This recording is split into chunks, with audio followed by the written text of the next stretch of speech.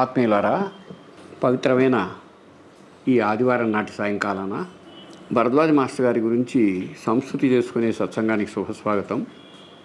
ఒక విశేషం ఏమిటంటే, మాస్టర్ గారు చాలా అరుదైన మానవోత్తముడు అని ఎలా చెప్పచ్చును అంటే, ఆయన ప్రతి మాట, ఆయన ప్రతి వ్రాత చాలా సుస్పష్టంగా, విస్పష్టంగా, నిరూఢిగా ఉండేవి. అంటే ఆయన చాలా స్పష్టమైనటువంటి అభిప్రాయంతో జీవించేవారనమాట. ఆయన ప్రతి చర్య కూడా అలాగే ఉండేది. ఆయనకి ఎవరైనా కానీ ఒక ఉత్తరం రాస్తే ఖచ్చితంగా 7 రోజుల్లో వాళ్ళకి తిరిగి ఉత్తరం రాస్తారంతే. కొన్నిసార్లు అయితే ఆయనకు 1000 ఉత్తరాలు కూడా వచ్చేవి. ఆ 1000కి తిరిగి సమాధానం రాస్తారు, లేదా రాయిస్తారు. ఏదైనా సరే అది స్పష్టంగా ఉంటుందన్నమాట. కొన్నిసార్లు స్పష్టంగా తన భావాన్ని తెగేసి చెప్పేవారు. మేము ఎప్పుడైనా మాస్టర్ గారిని అడిగామనుకోండి, సార్ మీరు అన్నిటికంటే ఉత్తమమైనది ఏది, ఏ పని అన్నిటికంటే శ్రేయస్కరమైనది, ఉత్తమమైనది అనుకుంటారు అని కానీ అడిగితే ఆయన ఏం చెప్పేవారంటే, బాబాను పరిచయం చేయటం అనేవారు. ఇప్పుడు సాయి దగ్గర ఆయనకి ఒక మహత్తరమైన అనుభూతి లభించిన తర్వాత, సాధారణంగా ఆయన జీవితాన్ని కనుక మనం పరిశీలించి చూస్తే, ఆయన గొప్ప అన్వేషకుడు. నిజాన్ని నిగ్గు తెలుసుకొని ఆ పద్ధతిలో జీవించడం అలవాటు చేసుకున్న మహనీయమూర్తి. ఏదైనా సరే తెలుసుకొని చెయ్యి, తెలుసుకున్నదే చెయ్యి, తెలుసుకుంటూ చెయ్యి, అది ఆయన అభిప్రాయం. ఆ విధంగా ఆయన కొన్నిసార్లు ఆయన ప్రవచనంలో కానీ లేదు ఉత్తరాల్లో కానీ రాసిన కొన్ని విషయాలు చాలా ఆయన దృష్టిని వ్యక్తం చేసేగా ఉంటాయి. ఒకటి చెప్పుకుందాం. ఎట్టి పరిస్థితులలోనూ సాయి ప్రచారం కొనసాగించడం నా ధ్యేయం అని ఒకసారి రాశారు. దీనికి ముందు ఆయన ఏమిటి అంటే, ఆయనకు ఐఏఎస్ ఆఫీసర్గా సెలెక్ట్ అయిన తర్వాత కూడా ఆయన బాగా ఆలోచించి ఆయన స్నేహితులందరితో, ఎందుకంటే మనిషికి జీవితం ఒకటే, ఆ జీవితాన్ని అత్యుత్తమంగా నిర్ణయించి అట్లా జీవించడం ఎలా, ఒక ఐఏఎస్ ఆఫీసర్ చేసే పని కంటే ఈ సమాజానికి ఉత్తమమైన పని ఎవరు చేయగలరు అంటే ఒక అధ్యాపకుడు చేయగలడు. ఎలిమెంటరీ స్కూల్ కాదు, హై స్కూల్ కాదు. ఈ రెండు ఏం చేస్తాయంటే చిన్నవాడి బిడ్డ యొక్క మనస్తత్వాన్ని సరిదిద్దడానికి, రూపొందింపచేయటానికి పనికొస్తాయి. ఆ విధంగా రూపొందిన మనస్సును సంస్కరించుకోవాలి, సంస్కరించడానికి సహకరించాలంటే ఆ మనిషి యుక్త వయస్కుడు, టీనేజర్ కావాలి. టీనేజ్ ఎప్పుడు ఉంటుంది? ఇంటర్మీడియట్ అండ్ డిగ్రీల్లో ఉంటుంది. కాబట్టి ఒక ఉపన్యాసకుడు, ఒక అధ్యాపకుడు అయినటువంటి వారు ఎక్కువగా మానవ సమాజాన్ని ప్రేరేపించేలాగా బిడ్డల మనస్తత్వాన్ని ప్రేరేపించి మేలు చేయవచ్చును అని మాస్టర్ గారు అనుకున్నారు. అందుకని ఆయన లెక్చరర్గా వచ్చారు. ఆయన దానికి తగిన క్వాలిఫికేషన్ ఉంది.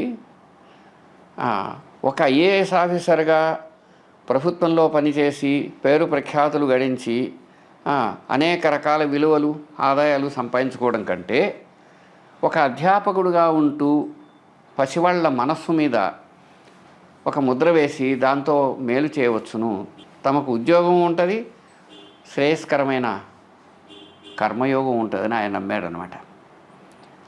ఆ తరువాత బాబా దగ్గర ఆ అనుభవం వచ్చిన తర్వాత ఆయన ఏం చేశాడంటే, ఒక మనిషిని ప్రేరేపించటానికి ఆధ్యాత్మికత, అందులో ఒక అత్యుత్తముడైనటువంటి మహానుభావుడి యొక్క జీవితాన్ని పరిచయం చేసి అలా జీవించేటట్టు ఆ మార్గదర్శనం చేయాలని ఆయన అనుకున్నారు. ఎట్టి పరిస్థితులలోనూ సాయి ప్రచార కార్యక్రమం కొనసాగించటం నా ధ్యేయం అని చెప్పారు.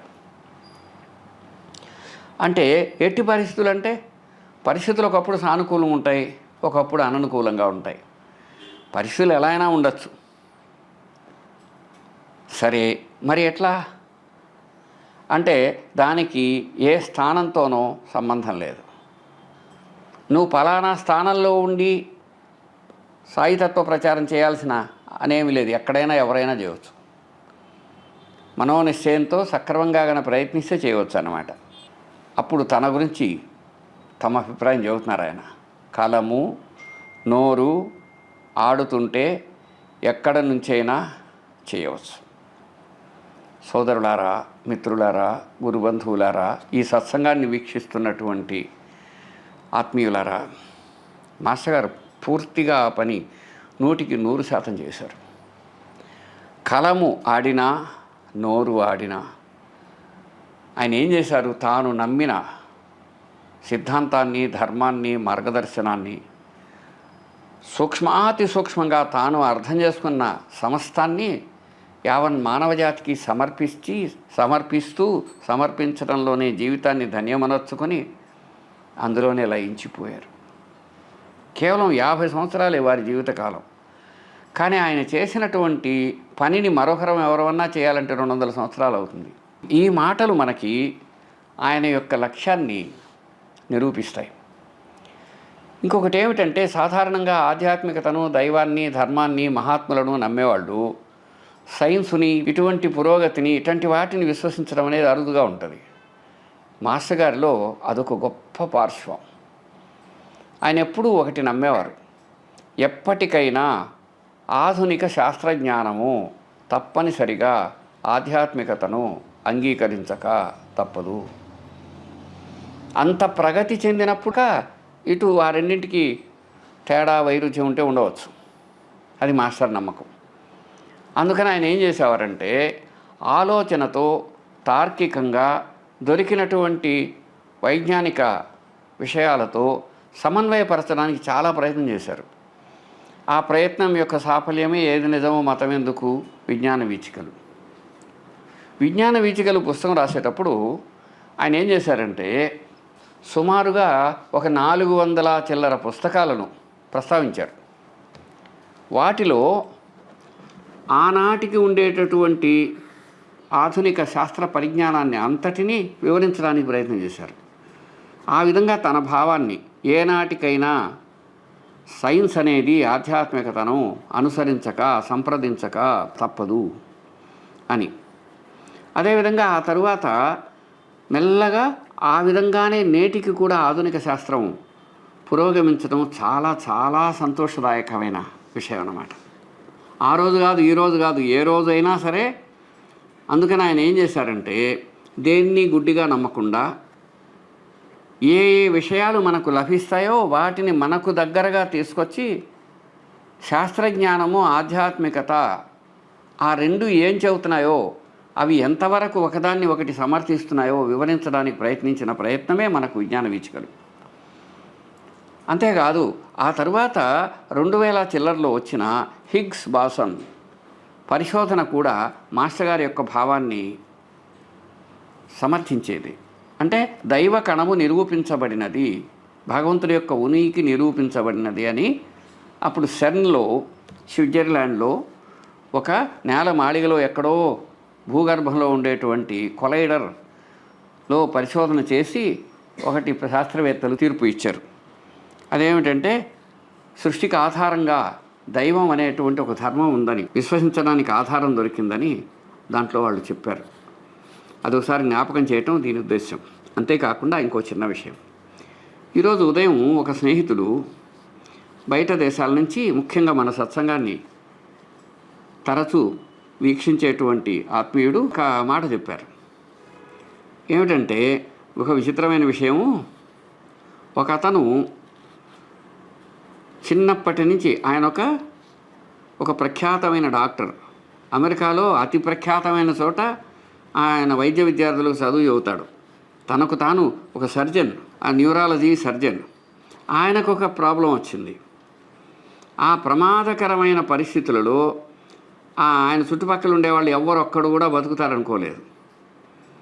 ఆ విధంగా ఒక 7 రోజులు తీవ్రమైన పరిస్థితిలో ఉన్నప్పుడు అందరూ డాక్టర్లు ఇంకా నిర్ధారించేసుకున్నాడు, ఇంకైనా బతకడు, అవయవాలు కూడా ఎవరికైనా ఇవ్వాలా వద్దా ఏంటో మీరు నిర్ణయించండి, మాకు తెలిసిన శాస్త్ర ప్రకారం ఆయన ఇంకా తిరిగి స్పృహలోకి వచ్చేది అసలు వీలు కాదు అని నిర్ధారించేసినప్పుడు ఆయన మేల్కొన్నాడు.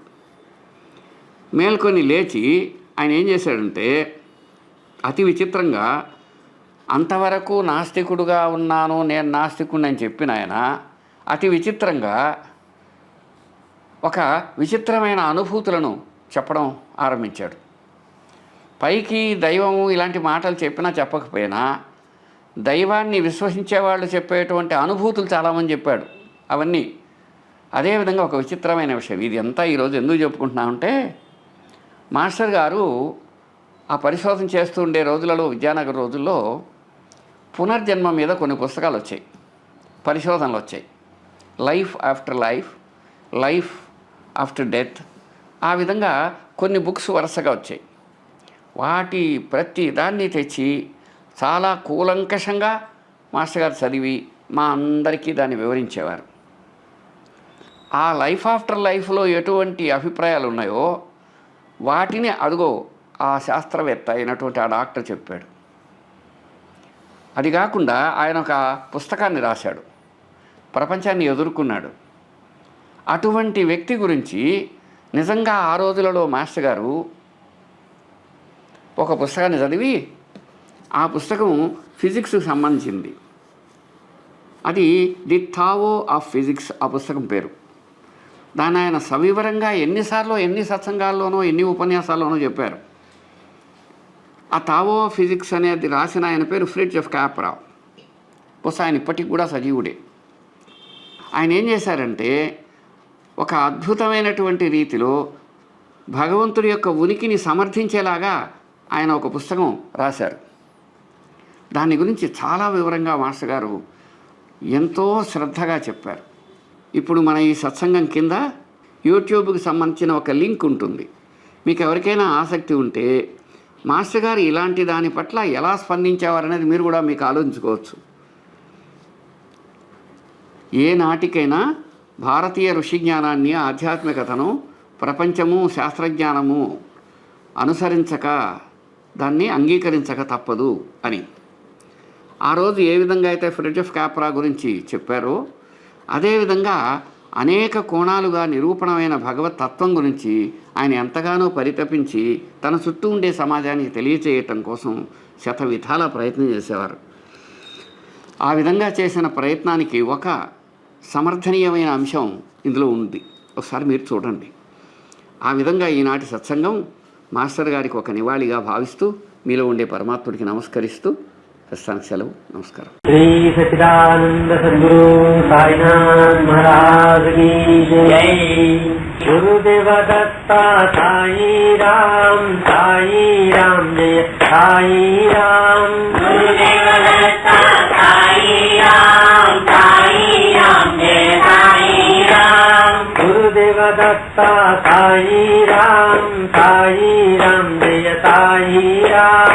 गुरुदेव दत्ता साई राम जय साई राम. गुरुदेव दत्ता साई राम जय साई राम. गुरुदेव दत्ता साई राम जय साई राम. साई राम जय साई राम जय साई राम.